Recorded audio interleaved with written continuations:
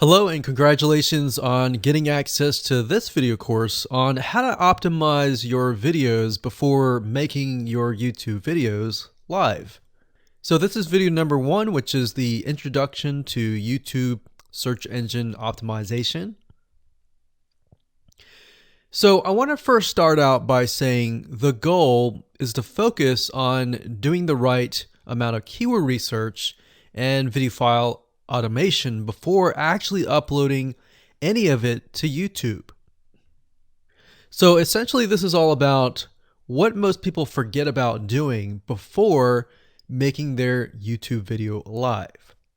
Because if you think about it, most people think about, okay, what do I do after I upload this video? They don't really think about what they have to do before making it live. So this is not about what you can do afterwards, as that is a totally different focus, but rather before. So besides simple optimization, you really need to know that YouTube ranks the videos that people watch the longest. Meaning, let's say for example that we have a 10-minute video. YouTube looks at that video. They look, yes, at the likes, dislikes, and comments, but they also look at, okay, do people actually watch most of this video? And based on, let's say, 1,000 views, how many of those 1,000 views actually watched either 50% or 100%, or how many minutes total? 1,000 times how many minutes was watched. So they really look at how long people watch the videos as a whole. Meaning the more viewers and the longer that they watch, that will get you ranked up further and further up. So instead of focusing on, spammy tactics, tons of backlinks, and all of that, our goal here is to really focus on the user experience. So what I want to do now is give you a quick overview of what's inside this video course. This is, of course, video number 1. Video number 2 is going to be about competitive research, or in other words, researching your competitors to kind of get a better idea of why YouTube is ranking those videos. Video number 3, we'll talk about highly searched keyword terms and how you can find those for your product or service or whatever you're trying to promote. Video number 4, we'll talk about your title and your description. Video number 5, we'll talk about video file optimization. So we're going to optimize the actual file, because each file has essentially information in it. And of course, video number 6 will talk about why your thumbnail is important and how to make it professional and good looking.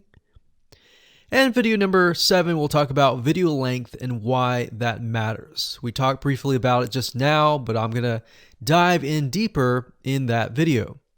And of course, last but not least, I'm going to give you a secret tip on how to outrank your competitors in video number 8. So before we get started, I want to talk about what you need to have in hand. You're definitely going to need your product or service and an idea of the niche that you're targeting. You also need to have a video that is ready to be uploaded. And with that said, let's move on to video number 2. Hello and welcome back. This is video number 2. So let's talk about competitive research. You see, the best way to understand how you can rank better is to know what is already ranking in your niche or your market. So what we want to do here is we want to analyze the videos that are on the top. And I want you to specifically look at what titles, what descriptions are they using, and what thumbnails are they using that are eye-catching. And what is the user experience like when you click through those videos? So let's go ahead and do some competitive research. So for the sake of making sure that we find YouTube videos that actually relate to promoting a product, what I want to do now is just to pick a product out of the blue and let's take a look at YouTube. So one product that I've been using for a while now, which has been really, really awesome, is called the Instant Pot. It's basically a pressure cooker that cooks food at a really fast rate. So what we're going to do is we're going to hop on over to youtube.com and we're going to type in Instant Pot and see what we get. So I'm not going to click enter just yet because I'm interested in getting an idea of what kind of potential keywords that we could rank on, or what potential videos that we can create. And we'll talk more about this in the next video. But for now, let's just do some basic keyword brainstorming and then, of course, do some competitive research. So Instant Pot, we got Instant Pot recipes, we got Instant Pot ribs, Instant Pot roast. So let's just click here and see what we get. Now we can see how to use Instant Pot has 316,000 views right here. Instant Pot chicken, top 6 easiest things to cook in your Instant Pot. Perfect for beginners. All right. So let's just take a look at the top 3. So let's go ahead and open those up. And let's analyze them. So the first one is this one here. And let's pause the video. We'll skip the ad. All right.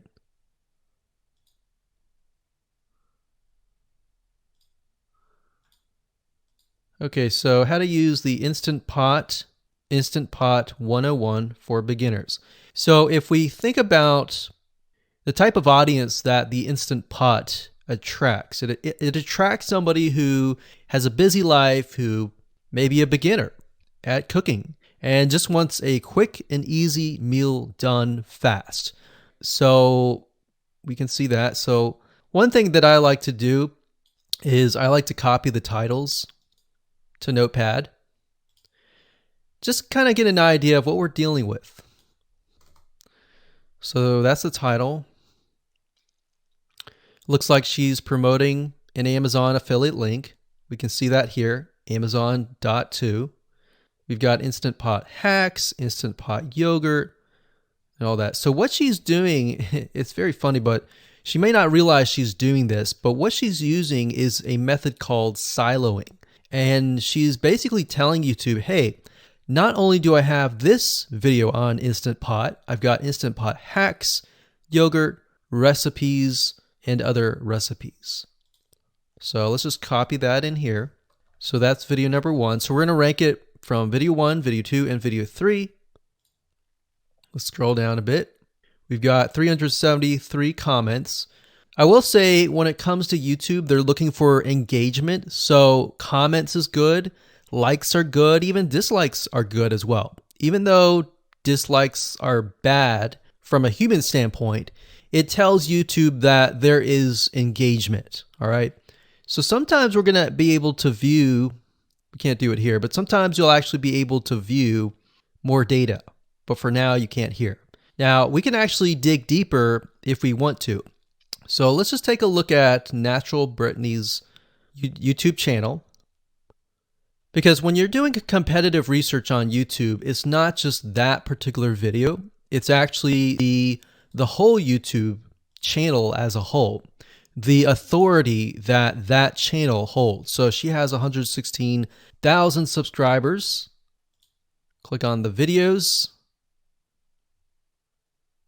She has a good amount of videos that talk about anything, looks like from cooking, from budgeting, from grocery, a lot of very similar videos. So let's scroll down. And now let's go ahead and take a look at the second highest ranking video. So if we go back over to here, and this is the Instant Pot chicken cook with me, meal planning, meal prepping, Sunday setup. So let's go here, take a look.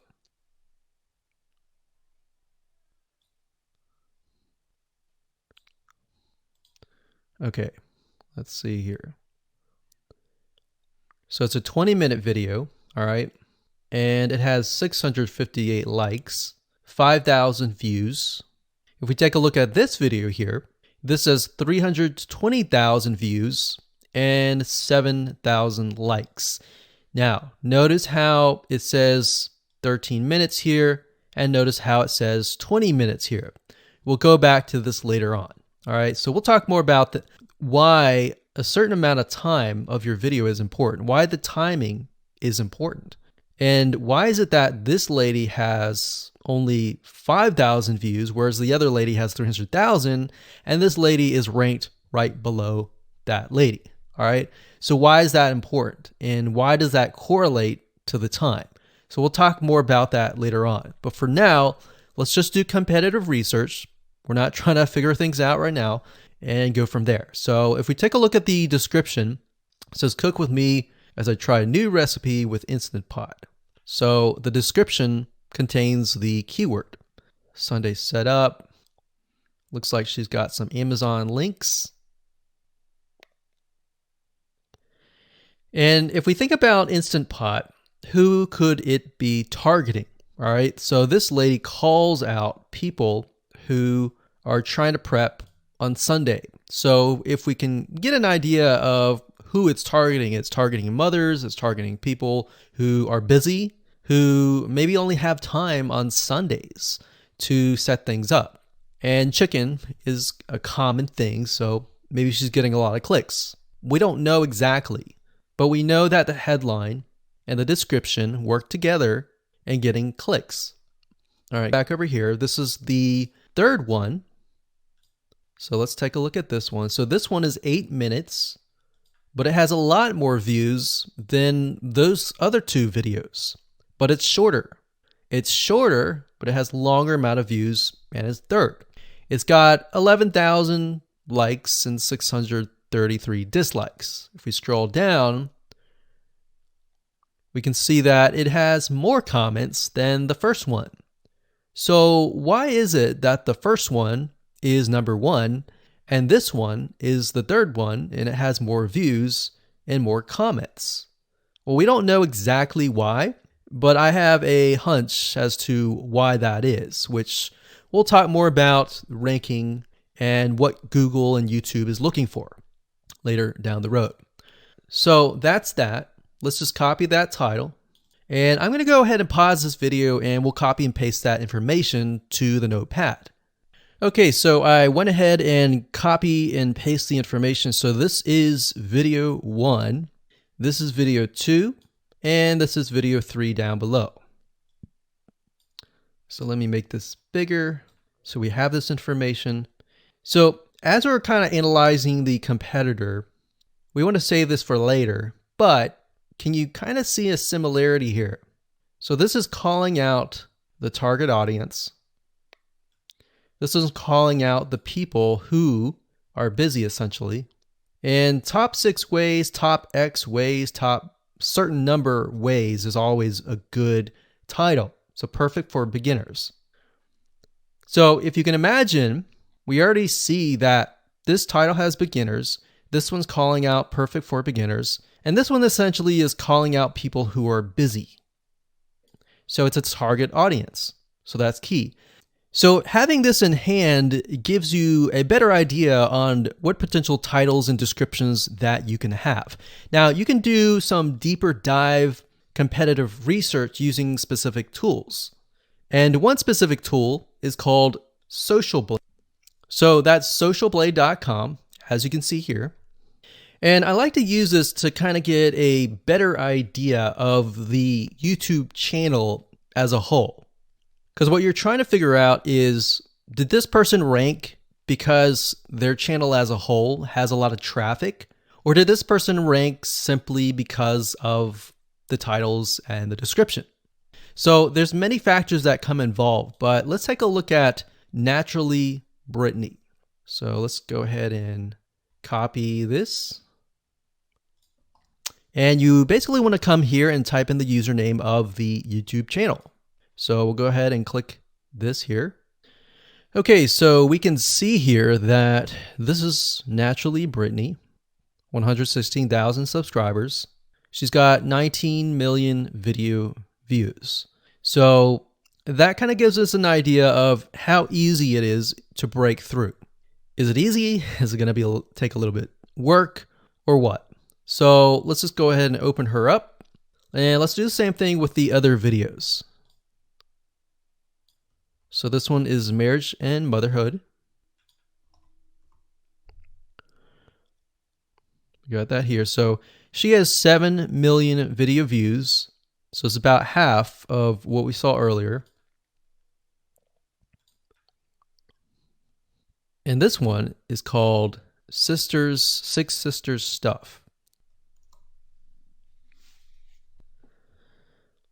And this one has about 9 million video views.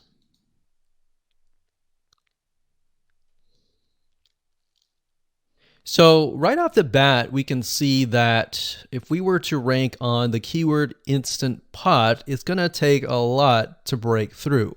But the way we can break through is by using essentially subcategories of that keyword.